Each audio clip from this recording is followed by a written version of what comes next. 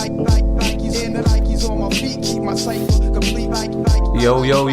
welcome to episode 1 of Run It Back Podcast. This is Dan, I'm your host. I got two of my homies with me, Keith and Kev. Glad you tuned in.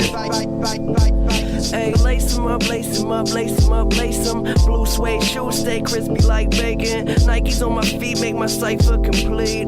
I stay shining like the lights on the street in the night. Revis take me shopping when I'm up in New York. Hit the shoe store, go and cop a few more. You at the mall getting dinner at the food court. I'm in LA eating 22 course. Young boss, bitch, paper in my pockets. I got a closet filled with shoe boxes. Mom said my spending habit a little bit obnoxious, but a pilot stay fresh up in his cockpit. Used to rock hand-me-downs, now buy some clothes, wear them out. So unfortunately, we got to start our first episode off on a sad note. As you might have heard, Mac Miller has passed away at the age of 26 on an alleged drug overdose. I had to find the sad news out from Keith, so I'm gonna let him take over. Yeah, man, caught me off guard. I was not ready to hear that news. Long week, Friday afternoon, checked out Instagram, was working on something, and then seen enough posts. Mac Miller dad, didn't want to believe it. 26. Same age as us. Same age as us. Sad, man. Couldn't believe it. Looking through, making sure it's actually true, and it is. Overdose, 26 years old. Immediately messaged my boy Dan, telling him, yo, Mac Miller passed away. Got a response from him. I couldn't believe it.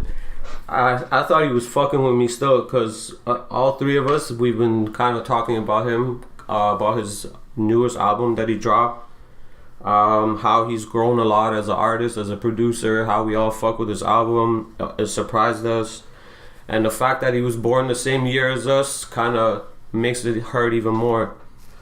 I think when you look at the outpouring in social media, you see so many people saying, "Oh, he was a soundtrack to my high school life," and I think that's definitely relevant to us.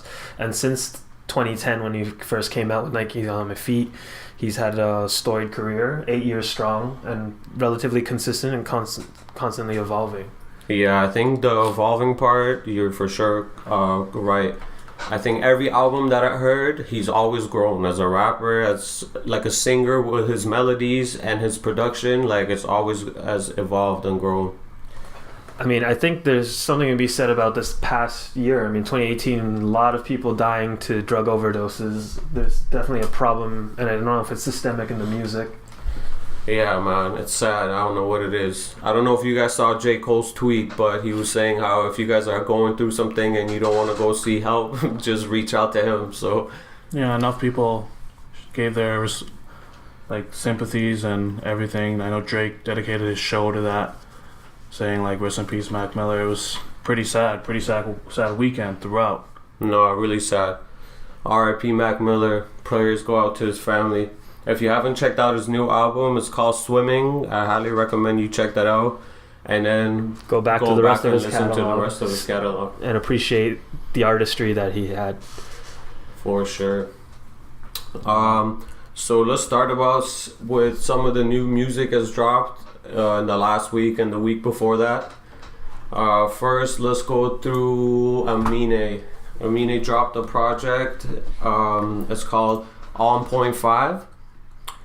If you like hip hop, I would really recommend you to check out Amine's project. Really solid project. I think his last one was a little bit more melodic. This one has like more trappish vibe to it. So definitely check it out. What did you think about it, Keith? I thought it was good. Like, I still bump to Reel It In any chance I can get. It's such a catchy song. I really like it. It's like one of the songs that I always want to listen to whenever I'm driving, whenever I'm on the highway especially. You just want to just bump that music hard. I mean, for me, when I was listening to it, I actually really loved the intro, Dr. Whoever. Yeah, me too. And then throughout the whole album, I think there's more of a cohesive theme as opposed to his debut album. There's a lot of introspection there. He reflects on his recent success and maybe the darker sides to it. And he touches on that mental health issue, which seems to be pervasive in the most recent years, and especially in hip-hop music. Yeah. So, I mean, let's give a snippet of Reel It In first, I guess. Yeah, What do when you- I heard his first album, I thought he was gonna be more like a melodic rapper. So I was kind of surprised when I heard this album with like the flows and the trappish beats and stuff. It caught me by surprise. I mean, when I first heard him, there were instances where he kind of reminded me of Outkast, which is why I thought it was really dope, because you don't really have that type of sound anymore. Yeah, like for me coming into this podcast, I didn't really know that much about music, and when Kev and Dan put me on some of these new artists, like Amine is one of them that, you know, caught my eye, and I sort of just started listening to more of his music, and it's just such great music, and I really do like his work.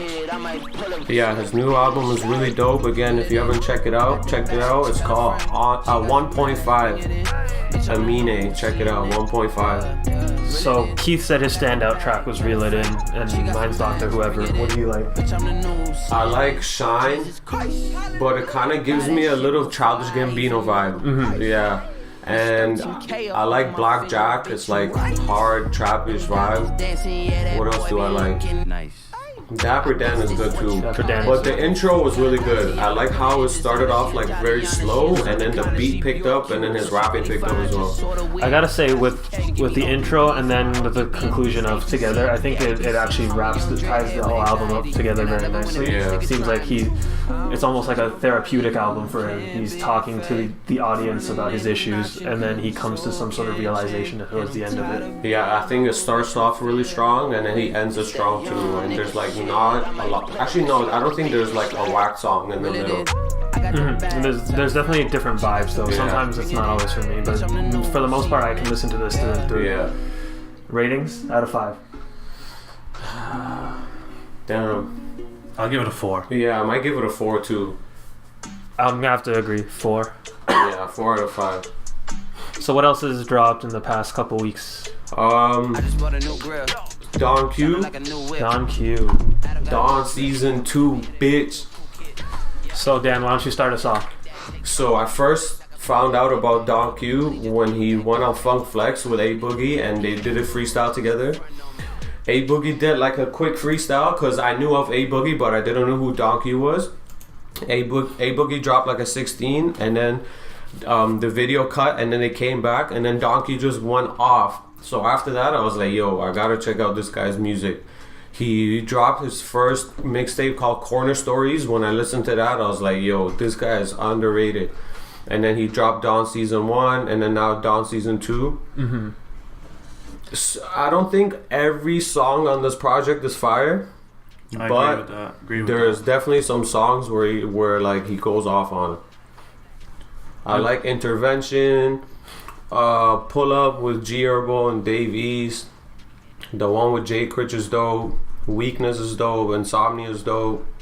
He's like a street rapper, and I really think he's underrated too. So if you fuck with that kind of like street rap, I definitely recommend you check out Don Q's album, Don Season 2. So what you're listening to right now is Insomnia featuring Moneybagg Yo. I mean, with what Dan said, I totally agree. He's definitely kind of a street rapper. I think the album was a little too long. Especially the beginning. I felt like the beginning half of the album was a little bit weak. He seemed like a poor man's Kevin Gates to me, and he lacked the same melodies, but he had a very similar content and flow. I did like Pull Up. Pull Up was definitely a strong one. Yeah, Pull Up is dope. But I think the second half of the album is a lot better than the first, so if he maybe cut the album by half, it would be a lot better. Yeah, no, I agree. 18 songs is a little too much still. I think Corner Stories, the first mixtape he dropped, that one was like solid from like the first track to the finished track. And then all the projects that he dropped after that, it kind of lacked like that consistently within the whole project, where it's like dope from the first song to the last song. What do you think, Keith? Listen to the first half of it, and yeah, like I agree with you. I wasn't really feeling it. Like this is my first time listening to Don Q, and I didn't really catch on to it. I really didn't like the music, but still have to listen to the second half of it. Hopefully the second half is pretty good, but first half for me was a tough listen. I honestly believe it was a tough listen. If you haven't listened to Don Q, I wouldn't recommend to start with this album, Because, like, I would recommend you to go back, listen to Corner Stories, let that be the first impression of him, and then you move from there. I mean, to be fair, this is also a heavily preference-based thing. If you're not into that street rap music, then this is probably not for you either. Because Keith, you're more into the lyrical stuff, right? Yeah, I'm more into that lyrical Lyrical, spiritual individual. You're one of those. Yeah. He's got the backpack on. Okay then. Speaking of lyrical miracle, Eminem dropped Kamikaze. Will the real Slim Shady please stand up? I don't know. Damn. Right now, the real Slim Shady is sitting his ass down. Yeah, he's sitting his ass down playing Pac-Man right now, concocting a plan. Hold on. We'll get back to that. Wrap up here. Don Q rating 5 out of 5. Oh, I'm sad. I might have to give it like... Fuck. 2.5 out of 5 so far for me. I'll give it a 3 because I fuck with him. 50%. I think I'm at a 2.5 as well. 50%. Yeah, it's like Shaq free throw percentage. I don't blame you guys. There you go. I want to go with 2.5, but because I've listened to his other projects, I got to give him a 3. Yep. Too bad. Okay, moving back. Actually, wait, hold on. Before we speak about Eminem, just a quick... If you like dark R&B, these guys from Toronto on the come up, they're called Always Never. Right. Their project is also called Always Never too. So again, if you like dark R&B, that weekend vibe, I'd recommend you to check them out. What was Keith's opinion on this? I liked it. They sound... I never heard of them before, and I started listening to them because Kev, you were saying that some of your boys worked with them before, and you know, they sort of sound like The Weeknd, which I can sort of vibe with. So it's something that I'm gonna definitely take a long listen to. I'm gonna have to like sit down and just put my headphones on and listen to it rather than just putting it on during the car driving. So yeah, it's definitely something I want to start listening to more of. I mean, I think it's definitely...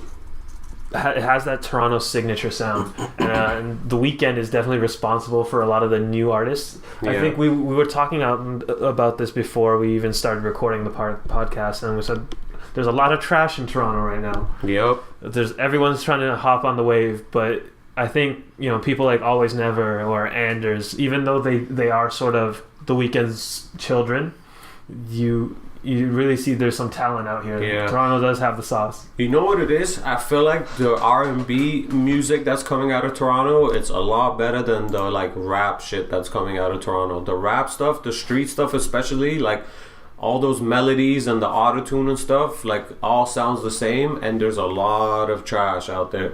But also, it's because that style, that street style that Toronto has also goes viral sometimes, so everyone tries to hop on that wave.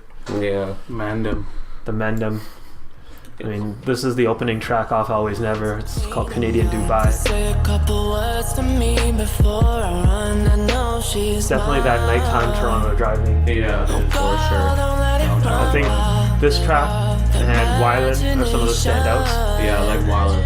I do like Wyland. And then second half of the album has a few standouts I can't remember right off the top of my head. But if you guys have some time, definitely check out Always Never.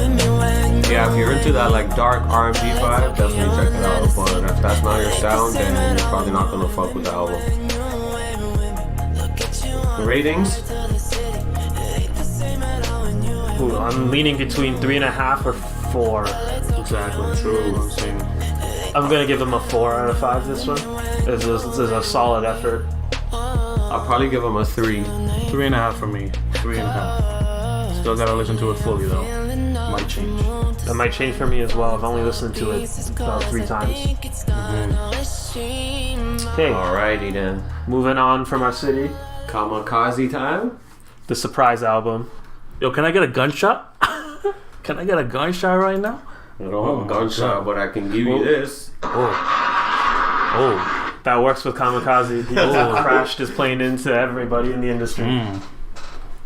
Yo, so I have mixed feelings about the album. Okay, go on. So, I like some of the songs. Like, Eminem has always been like that technical rapper, right? So technical wise, I think he went off on this album, but there are some like corny sounding songs on the album where I'm just like, yo, this shouldn't be like on this you're album. right. M cannot like sing. He tries to do that I think 2 times in this album and it's trash. He can't sing. He's trying to do that Drake type singing and I don't fuck with that. Go ahead, Kevin. You about to say something?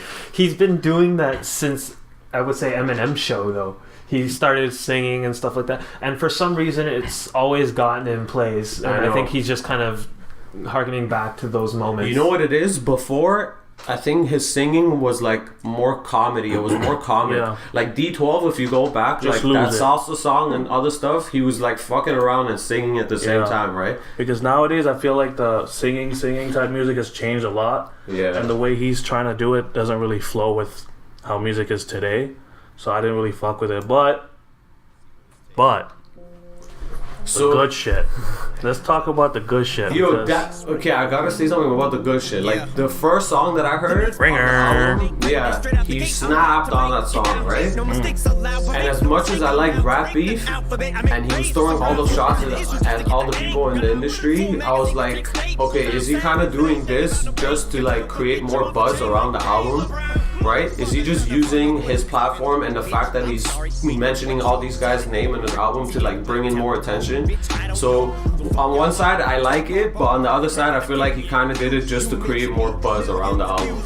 But I mean, one of the little things I loved about this album is it went back to those classic Eminem skits. You know, him and Paul Rosenberg, and then his crazy antics. And I think I found out where he lives. I'm gonna go drive to him right now. But that's very much it embodies what Kamikaze's about, right? He's very much fuck all of you. I'm gonna go into the comments and I'm gonna respond to every single one of you. But you know this why this came out too, right? Yeah. What, like, Fucking Revival was trash. Yeah.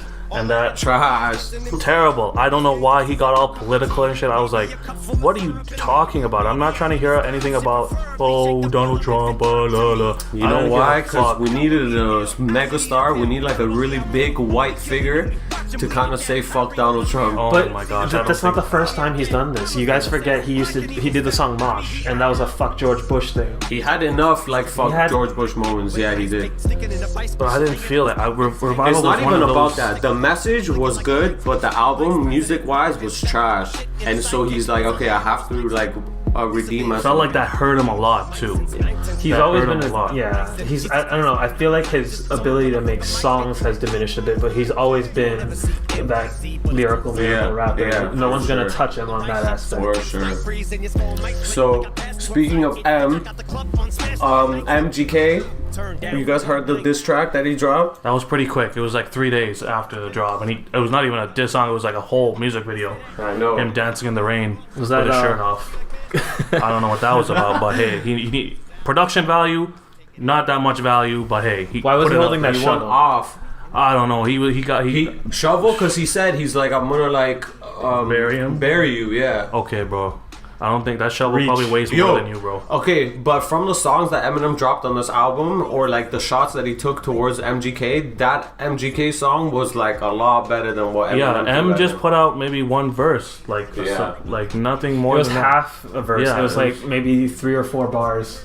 I was impressed by MGK's song still, I'm not gonna lie to you. It was good. It was good. It was I'm waiting for Talking him to about- respond. hey man, M is sitting down If he responds. playing Pac-Man with his dictionary in his left, right hand on the joystick. That's what he's doing right now. He's coming at him. Trust me. I mean, there's been a lot of buzz about this and how he's. I think Mr. Porter from D12 was saying that he does not want to be MGK right now because M is ready. So I don't know. I We'll think see, he baited man. him here, and I think you guys had a theory about that. Yeah. So the other day I was just on Instagram. I see Eminem's live, so I just click on it to see what he's saying, and he's just sitting there playing Pac-Man. I was like, yo, what the fuck is he doing? And then what I noticed when I first watched it was that he was like luring in the corners around those big circles.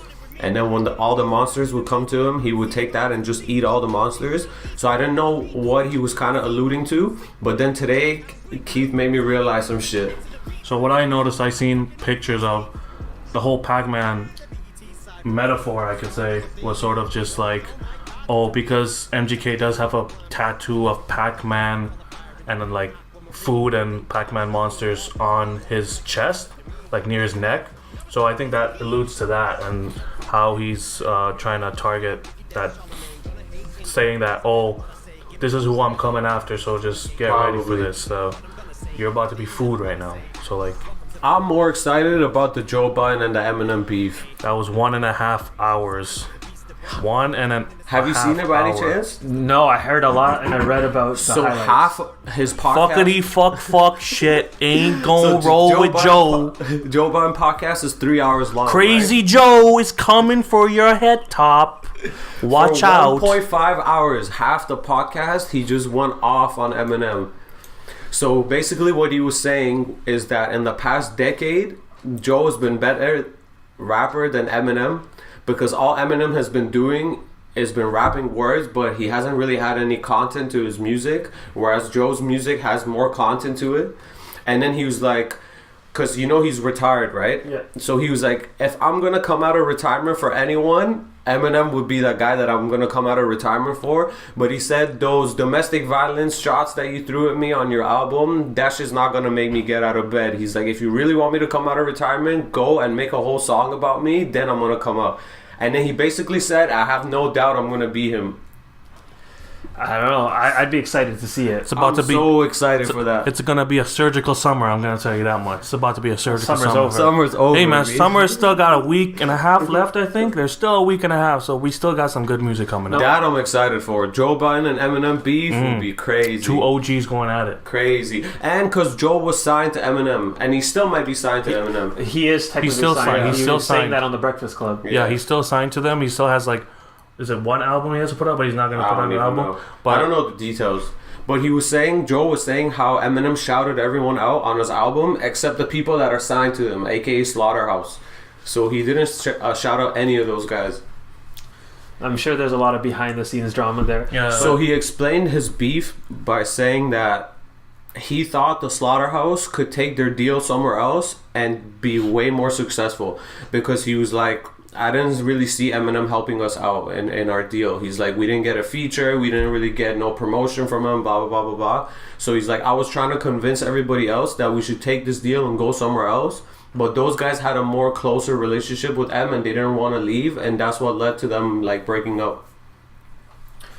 I mean, the other thing about Joe saying he's been more relevant in the last decade, I think that's also touching on the fact that he was on Everyday Struggle. Everyday Struggle and his podcast. I don't think he was talking about just music, because musically, if he's just saying he was more relevant than M, then that's just utter bullshit. No, he didn't say more relevant. He just said like, I've been better than you in that last decade, music wise. He's like, my music actually has content. You're just doing spiritual marriage over all that lyrical shit. I can't name one Joe Budden song in the last 10 years. Yeah, but like, you don't listen to Joe like that. Nobody listens to Joe like that. Let's be No, real. there's people who listen to Joe. Yeah, like 10,000 people. Yeah, it's a small number of people Yeah. that listen to Joe Like, Budden. don't get me Well, wrong. I mean, Eminem is pop, right? You Yeah. can't put Eminem and Joe in the same category. But if you're going to talk about that, then Eminem beats him on sheer impact. Yeah. So, like he was talking about numbers, right? He was talking about He numbers. was talking about numbers. No, Maul was talking about numbers too during that whole podcast thing. But no, Eminem is definitely the more popular rapper, obviously. That'd be a dope beef. I'm just waiting for them to go at it. Hey man, it's gonna be one of those beefs where you fuck with Crazy Joe, bro. That's I know. not good. That man is Eminem's crazy too, though. But The hey, shit that he used to rap about Hey, back man. in the day, trust me, Eminem man. was crazy. it takes money for Eminem to come out the house. He has to pay money to come out the house. He's in his bunker right now doing I know. something. I guess Eminem, we come out to play. Slaughtermouse. We gotta stay tuned in and see what happens. But ratings, Eminem's album, what do you guys think? 9 out of 10 or 4.5 out of 5. 4.5? I liked it.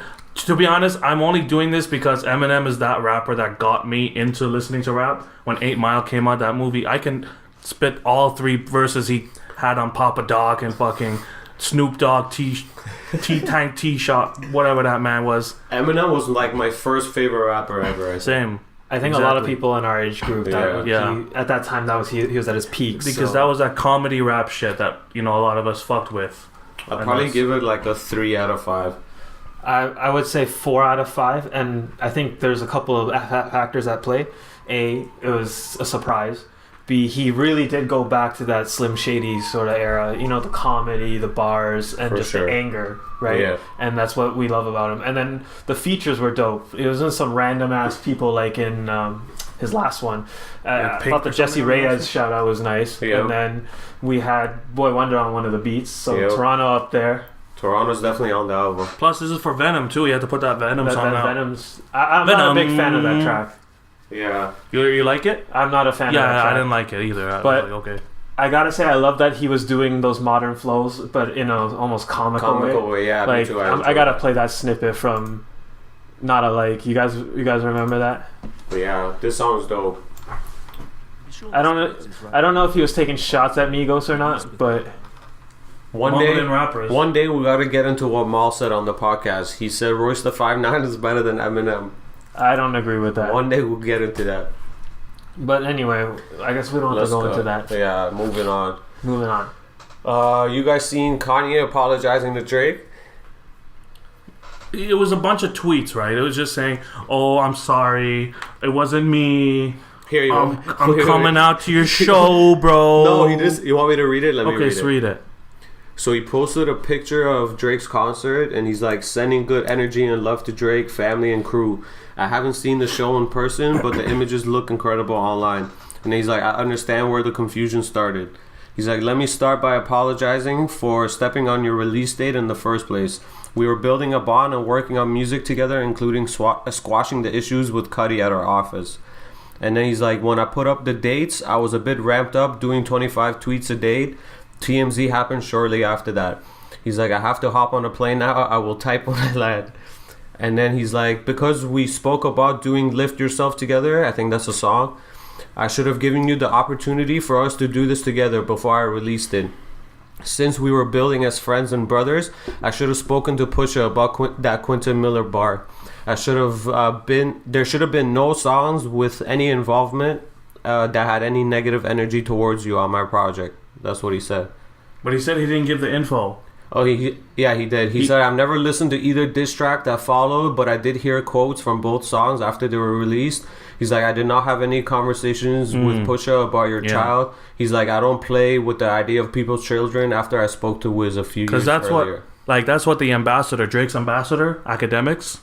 That's what he was saying, right? Because he was saying, oh yeah, Drake talked to him when he was where were they at again? When they were Wyoming. Yeah, they were talking about, oh, this happened, and then Drake was saying, oh, obviously Kanye told Pusha about this, and that's why all this heat came my way in that track. Story of Eddie Dawn. I think Kanye is just trying to like clean up the He's shit cleaning that up. he's already put out there. I mean, it's gotten messy, and Yeah. you know, It's Drake gotten- and him are in the same. Kim Kardashian circles. had to get involved because the ambassador had to say, oh, maybe that's because Kiki is actually Kim Kardashian, and because Drake fucked Kim, which Kim had to respond. Tweeted, yeah. Kim had to respond and say in the Complex Instagram video, never happened, end of story. So it's getting to that point where it's like ridiculous at this point. To be honest, he has shoes coming out, so I feel like he's just trying to clean up his image online before the shoes drop. But I don't think it really matters anyway. Those shoes will sell out regardless whether he did this or not. Yeezys are gonna be Yeezys. People are gonna buy that shit no matter what, because that shit's fire. They're all right. It's Yeah. gonna sell out. Yeah, it'll sell out regardless. It'll sell out Hype regardless. beast, man. Hype beast, man. Jonah Fuck Hill, Kanye man. though. Okay. Okay. Speaking about squashing beefs, you guys seen that clip of Drake bringing out Meek Mill? Man, came out the ground. Came from the dead. It's not Oh my expecting gosh, that. I was not expecting that either. I don't know if it's on that Jay-Z Nas level, but it's definitely up It's there. up there. Yeah, bro. That man buried him. That man hit him so hard that guy got sent to jail. There He was on probation. There were two things that like took over social media. One was Mac Miller's death. Everybody posted about it. The second thing was this. Everyone was talking about Drake bringing out Meek Mill and squashing their beef and shit. So what are your thoughts? I'm happy about it. I like the songs that they made together. Yeah, Even both of them together fire. it would be deadly. Amen. That Rico all song the was songs that they deadly. have. I love that song so I know. much. And Rico's what started this whole beef in the first place. I know, but that song is so fire. And No, they make really good music together. They do. And Drake took out Meek on like one of his first big tours like ever. Yeah. So the beef was kind of stupid. It was inevitable for them to squash it. Petty rapper shit. Yeah, for real. And I feel like the fact that Meek went to jail for so long for like for that injustice, that whole situation that he went through, like after he got out, Drake was on a whole nother thing, on a whole nother what do you call it, like a level. He don't want to hold that grudge. Is that a world tour or your girls tour? Shout out Nicki. What happened? What's going on with Nicki, man? Go ahead, man. Update us on with what happened. Kobe, KD, Kyrie, pick a K. Yo, what is this? Trash ass line. Yo, that album was trash. Cardi B is taking over. Sorry, but you're dunzos. You can't sell out a world tour. What's going on? Nicki, pull your shit together. Yo, so what happened is they got into a fight. I saw that. Cardi B did not. Altercation, not a fight. Well, Cardi was. Cardi got looked like stuffed up. she got a big ass knot on her left eyelash. She got a Left. shoe thrown at her. Oh my No, goodness. Cardi threw the. Cardi threw the shoe. So how does she get the thing then? I don't know. She probably got knocked by, like, got an elbow from a security guard, maybe somehow by accident. Oh, But she tried to act all natural. That picture of her with the knot is hilarious. so funny. That's too funny. But the whole beef, if y'all didn't know, was because it had to do with Kodak Black. What happened with Kodak? So the whole thing is some girl put out a tweet, some random person put out a tweet, and Nicki liked the tweet. The tweet was saying something around the fact that Kodak Black was released and Cardi was sort of supporting the fact that Kodak got out, and that the tweet was saying, oh, as a mother, you shouldn't send out that message to your child about having a rapist and saying that, oh, I'm glad you're back and out of jail, considering that he was convicted of, or was he convicted of a rape charge, sexual I assault, don't think right? it was rape. It might have been Sexual assault, but the whole thing sort of triggered Cardi, and when they saw each other, it wasn't funny. You can't fuck around with motherhood. I swear and shit their like beef that. goes like It goes way back, but Yeah. that's the smoking. That's the one that started this True. whole thing. There was obviously some tension, but this is the so one. funny how they like first started beefing because they started comparing Cardi to Nicki, and then they like threw subliminals at each other here and there, and then after a while they just started like supporting each other, saying, oh, there's no negative energy between us, I support you, go ahead, do yours, blah blah blah, whatever. But I feel like females do that shit all the time where they like cheer for one, they pretend to cheer for a person to win and succeed, but behind closed doors they like still hate on them. And I think that's what it is. They try to squash this beef for so long, but it's just taking so long for them to get over it. No, it's because Cardi's popping right now. Nicki And has Nicki to feels feed off sour. that. I know. Nicki has to feed off that by sneak dissing and doing shit like that can get a rise out of Cardi for sure. Well, have you guys seen the tweet that Cardi put out right after that altercation? Yeah, she put out something. Yeah. She says, I've let a lot of shit slide. I let you sneak diss me. I let you lie on me. I let you attempt to stop my bags, fuck up the way I eat. You've threatened other artists in the industry, told them if they work with me, you'll stop fucking with them. I let you talk big shit about me. I addressed you once in person. I addressed you a second time in person. And every time you copped the plea.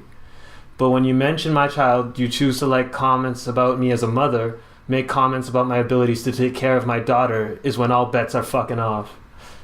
And she goes on and on. Pick a K.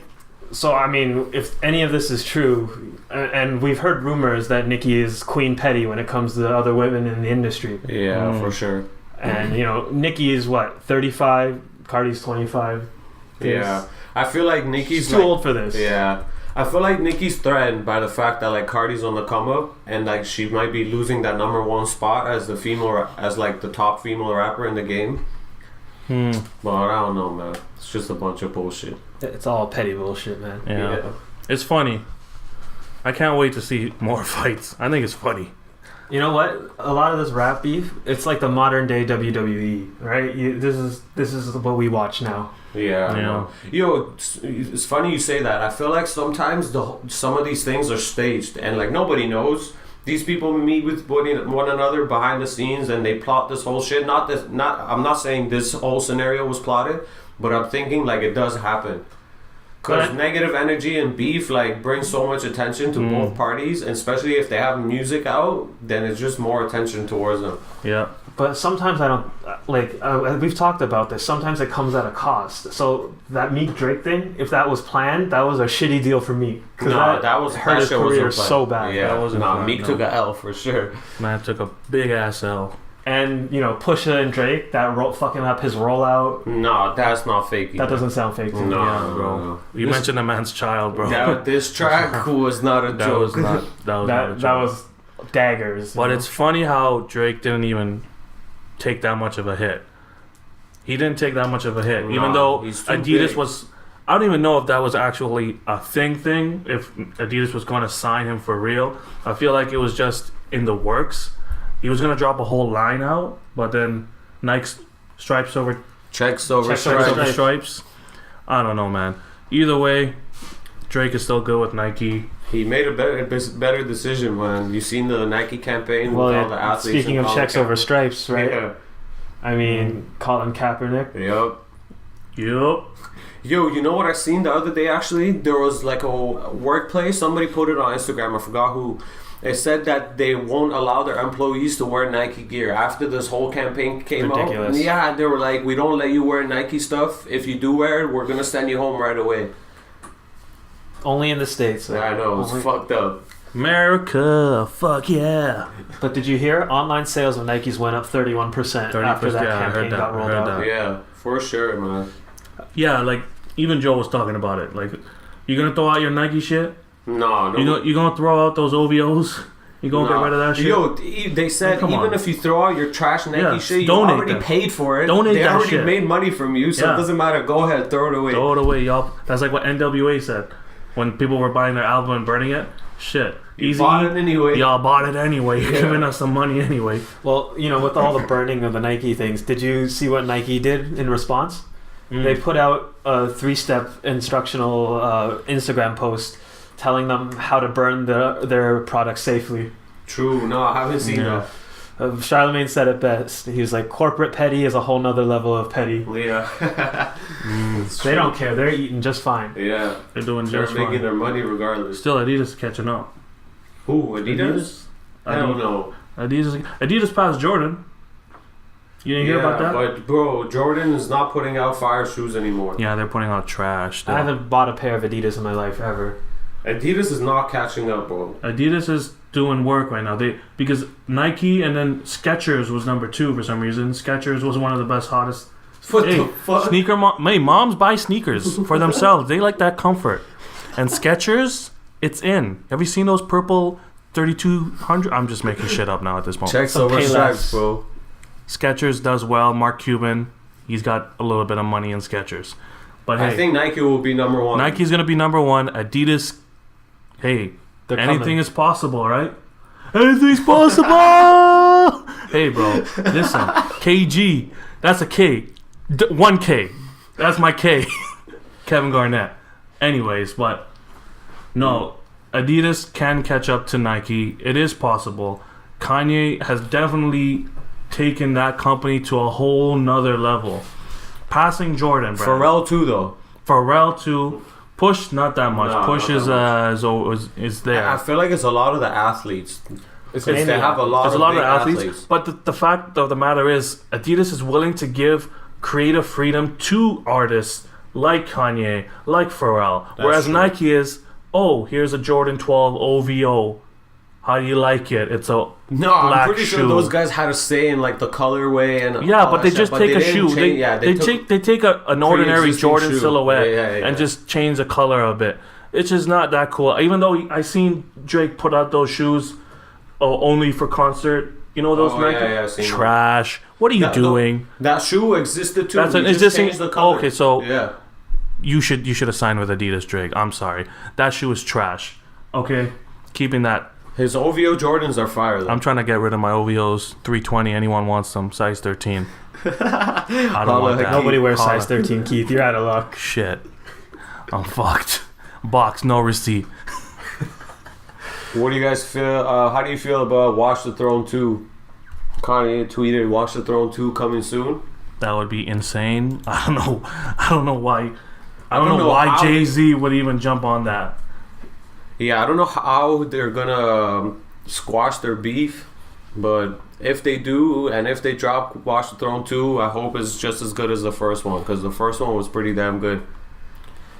I mean, I thought their relationship was kind of rocky right now, so I'm surprised they. Yeah, even me do too. it. That's why I was surprised when I saw the tweet. I think it was Jay-Z who was saying that's like a brother, so they bicker sometimes. So, but you know, Big brother, little brother, bro. Yeah. Big brother, little brother, for sure. No, I hope they figure it out, squash their beef, because they make good music together. They'll make enough money off this. I know. Watch the Throne 2. I would definitely go to that concert, bro. Yeah. That would be fucking Watch crazy. the Throne 1, the first one, the concerts were crazy. Not that I Yeah. went, but I seen. Yeah, just that would be insane. Can I say Frank Ocean made that whole album? That fucking hook was fire. Yeah. Fuck, what's But the song beats called? were fire too, and their verses were dope too. Well, hopefully they get that together. You know, Kanye in his tweets, gets a little crazy with that stuff. Hey, man. Kanye's up and down.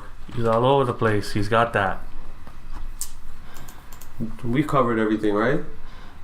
Yeah, we got everything that we wanted to talk about That might be it. so far, but hey, man, shit's about to get real. It's about to be a surgical couple of weeks of summer. Alright, so we're gonna end the podcast the same way every week. Each of us, we're just gonna pick a few songs and put them together and give you guys a mini playlist to listen to. Mostly it'll be upcoming artists, I think, right? Yeah, so we're gonna try and find songs that you guys probably haven't heard yet. Yeah, upcoming artists, coming up, dope songs that we think that you guys should be on. We're obviously open to suggestions too. If there's people that we should be listening to, go ahead, send us a message and let us know what we should be hearing. Definitely leave it in the comments if anything. We'll take a look. But every week we'll leave you guys with a mini playlist, 3 to 4 songs each. Hope you guys enjoy it. Thanks for tuning in. That's episode 1. See you guys next week. Peace. Pick a K. Pick a K. Keith is my K, by the way. Double no. What about Kevin? Kevin's K too. Oh shit. Oh, shit. Bare K's up Shots here. fired. Shots fired. Oh shit. Shots fired. Actually, fuck y'all. Kobe's my K. Kobe's a K.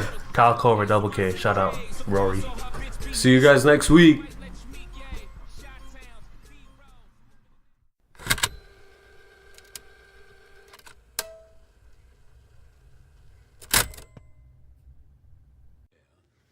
I know what happens. Yeah, You, me, yeah. You turn up my headphones. and everyone else when Yeah. they supposedly die.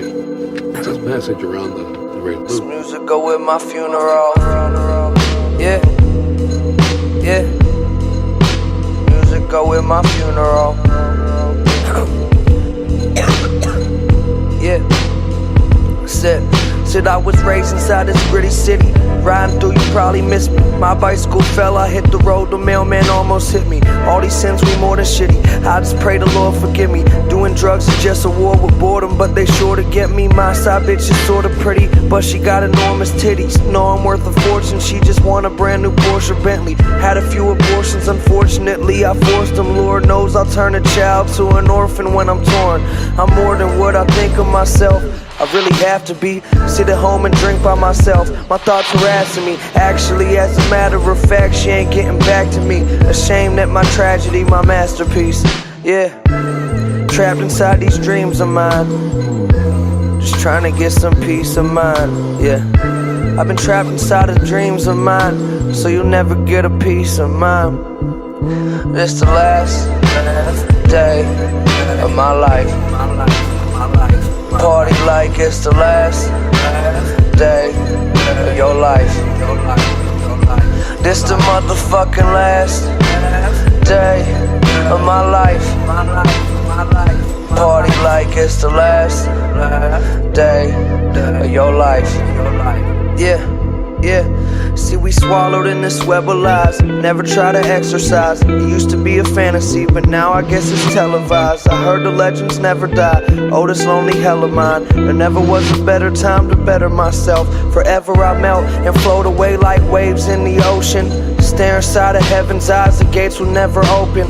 I'm smoking on this field of hope, wait until my deal gets closed. I keep getting hotter, but all I seem to feel is cold. 22 don't feel so old, but I think I'm 82. You Mean to tell me God took 7 days and all he made was you? I'm out here with the kangaroos, making danger break the rules. Celebrate my date of birth with acid, get the days confused. Happiness I take from you, searching for the naked truth. I'm not awake, I'm in a lake, I'll swim away with you. Bitch, check out the butterfly. If you the truth, then what the fuck am I? Yeah. This the last day of my life. Party like it's the last day of your life. This the motherfucking last day of my life. Party like it's the last day of your life. Yeah. So where are you going? Where are you headed?